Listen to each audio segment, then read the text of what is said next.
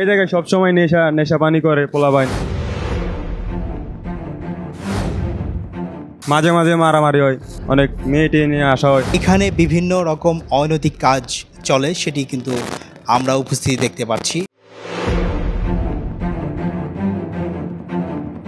আওয়ামী লীগ সরকার পতনের পর পার্টি অফিসে করুণ চিত্র, অনিয়ম ও দখলের অভিযোগ।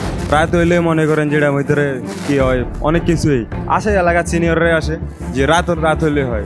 আর দিনে এর ভিতরে কোনো পোলাপান প্রস্রাব করে, পুরো পোলাপান আছে, যত লোকজন আসে। না, এখন তো ভেঙে ফেলেছে ছাত্রকে। হ্যাঁ, একটাই কথা বলে গেছে, রাজাকার বলে কয়ে গেছে।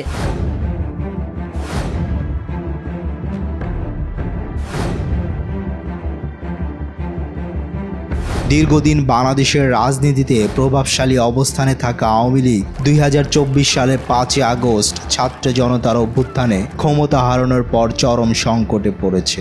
দলের শীর্ষ নেতারা অনেকেই দেশ ত্যাগ ও আত্মগোপনে রয়েছে। তবে অভিযোগ এসেছে আওয়ামী লীগ পার্টি অফিসে রাত হলেই এই ভবনে চলে মাদক সেবন। এই সময়টা এক সময় আওয়ামী লীগের অফিস ছিল, এখানে জনগণের একটা আনাগোনা ছিল ভালো, যেটা নজরে পড়ার মতো। আজকে এখানে এসে দেখতে পেলাম সে ভবনটি পরিত্যক্ত অবস্থা পড়ে আছে, এখানে কোনো কার্যক্রম নেই। তবে দেখলাম যে দোতলায় দুটা ব্যানার টানানো আছে, একটিতে লেখা আছে জুলাই আগস্টের যোদ্ধাদের প্রধান কার্যালয় হিসাবে হয়তো এরা এটা ব্যবহার করবে। তো আপাতত এদের কোনো কার্যক্রম আমাদের নজরে আসে নাই। এই জায়গায় সবসময় নেশা পানি করে পোলাপান, হিরঞ্চি পোলাপানটা, এই যে মাঝে মাঝে মারামারি হয়, অনেক মেয়েটি নিয়ে আসা হয়। এই কার্যালয়ে নেতাকর্মীদের ভিড় ছিল, কিন্তু কালের বিবর্তনে এখন আর নেতাকর্মীদের উপস্থিতি দেখা যায় না।